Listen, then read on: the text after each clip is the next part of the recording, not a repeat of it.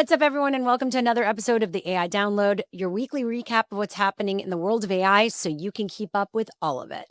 I'm your host, Shira Lazar. I'm the founder and CEO of What's Trending, and I've been covering digital culture for almost 2 decades, and now I'm bringing my knowledge, expertise, and access to all of you. A huge thanks to our series sponsor, HiveLighter. They're your AI-powered reading assistant, bringing you smart, personalized insights so you can spend less time scrolling and more time doing. Check them out at hivelighter.com. And coming up on the show, Disney sues a major AI company, Apple drops new AI tools, and a psychiatrist poses as a teen with therapy chatbots. And things get dark. So let's dive in. With that, here are the 5 AI headlines for this week. Starting on a fun note, shall we, from 8 Days. AI pet dramas are the hottest shows in China right now, attracting millions of Gen Z viewers. This is exactly the content I need in my feed, right? I mean, come on. Cute dogs helping you out. This is the AI-generated stuff I want to see. And I know that no dogs will be suing these folks. So let's get into these videos. They are no longer than 90 seconds.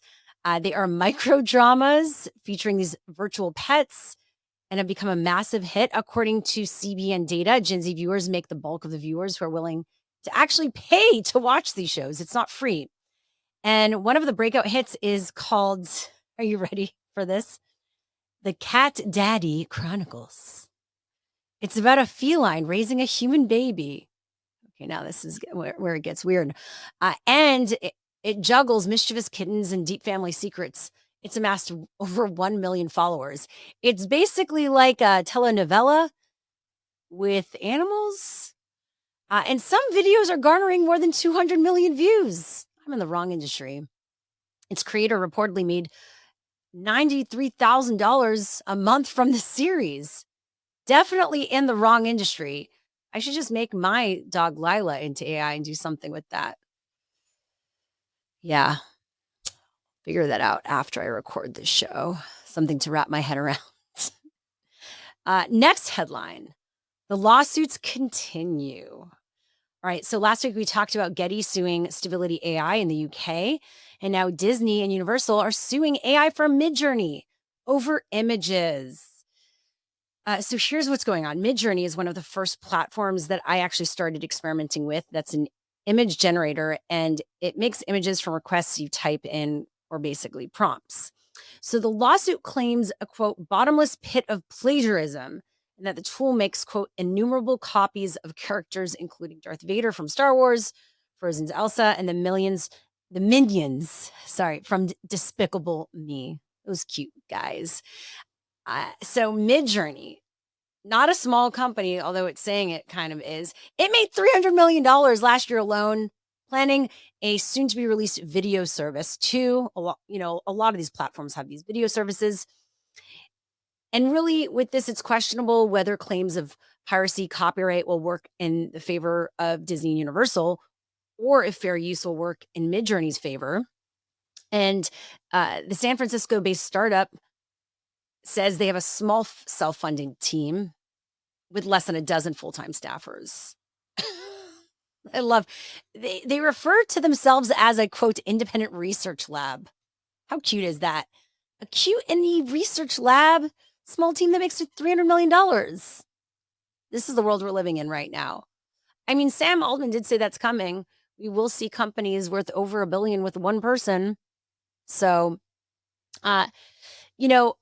this all is not surprising, these lawsuits, but we've yet to see an example that sets a precedence here, unfortunately. And the fact is, these studios, they're dying for everything, including relevance and revenue. So they are going to do anything they need to do to figure out how to survive.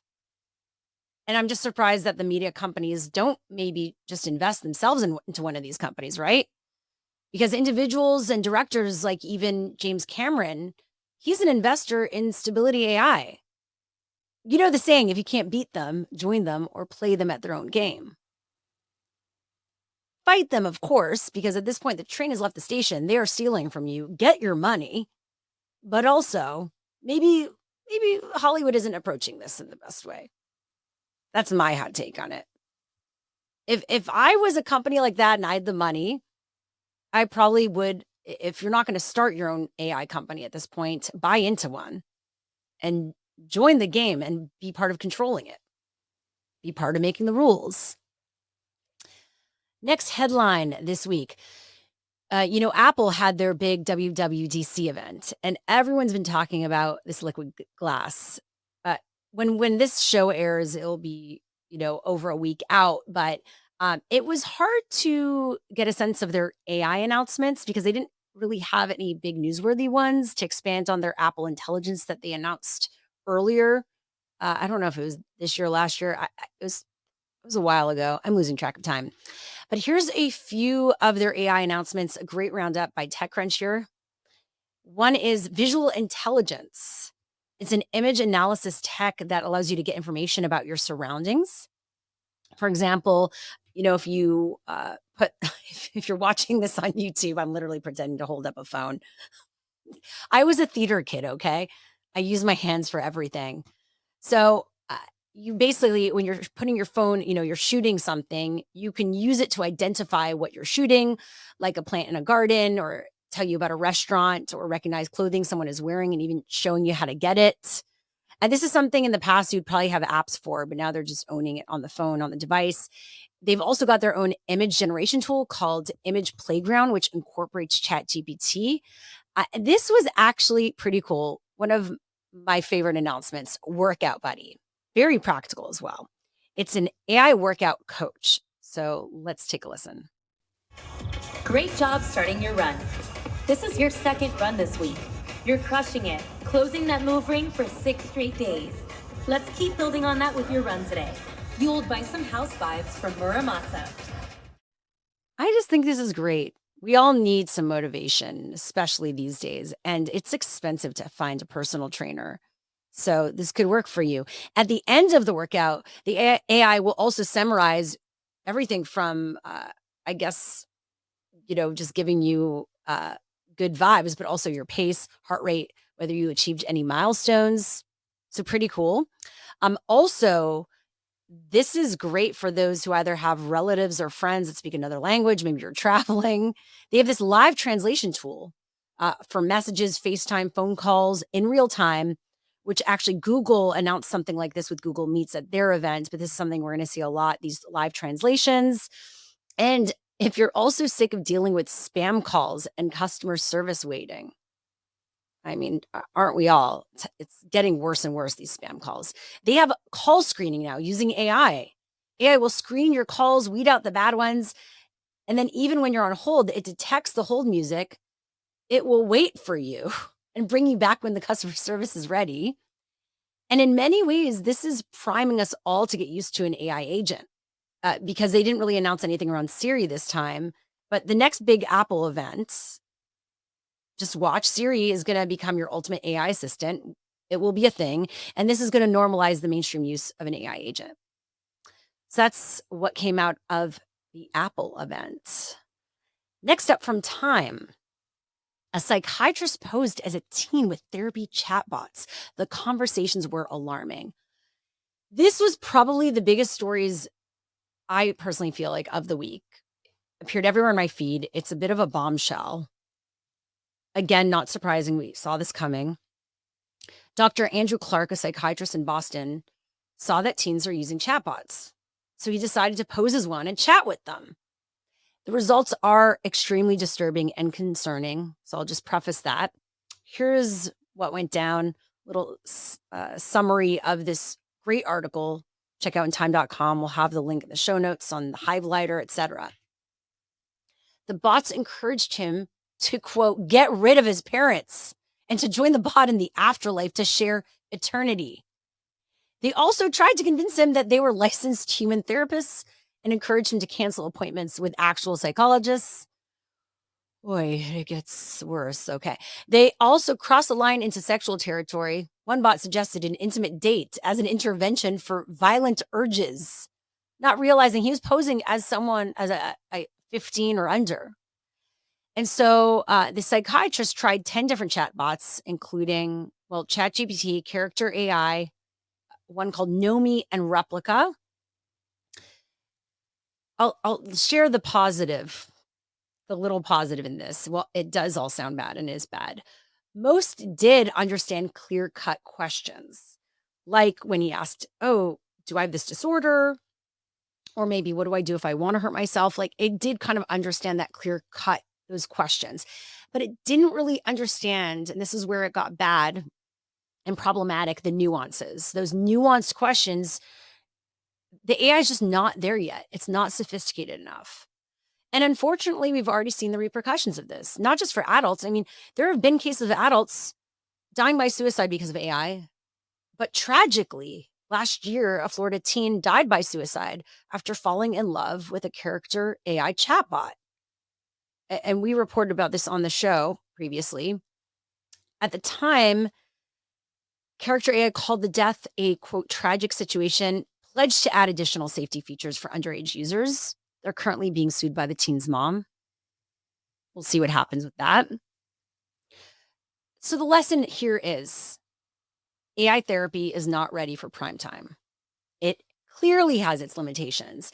Also, while many have age restrictions, clearly that doesn't work, and underage users are engaging with these tools and they're not set up to deal with youth. So this will probably fall back on parents, schools, adults in the kid's life to make sure they aren't using AI. Platforms also clearly need to do better, knowing that their tools will get in the hands of kids and have a better way to manage that. We are not there yet. So again, I like to say proceed with caution with this knowledge. Let's end this on a positive note. From Engadget, let's all take a deep breath. Whew. Okay, so Google DeepMind is sharing its AI forecasts with the National Weather Service.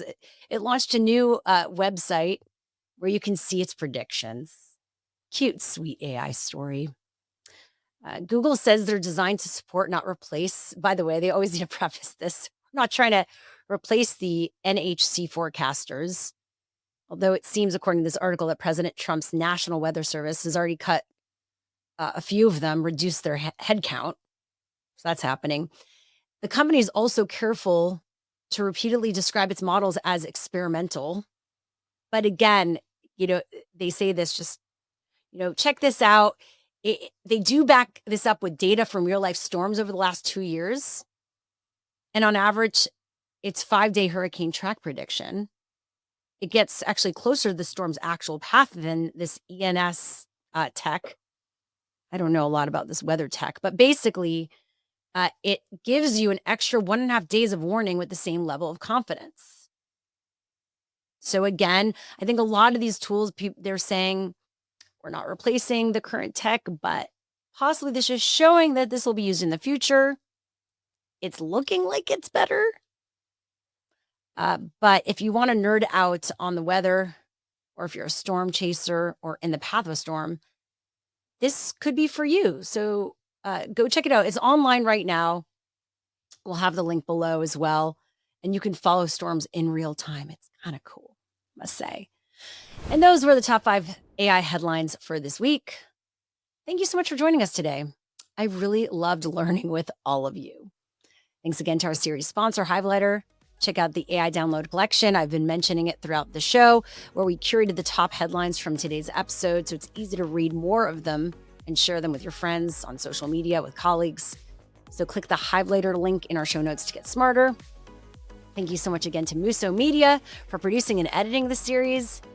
You can check them out at musomedia.com. If you love this episode, subscribe, rate, share it, please. It really makes a difference. It helps me keep growing the show independently. I'm Shira Lazar. We've got a lot more coming your way. So see you next time on the AI Download.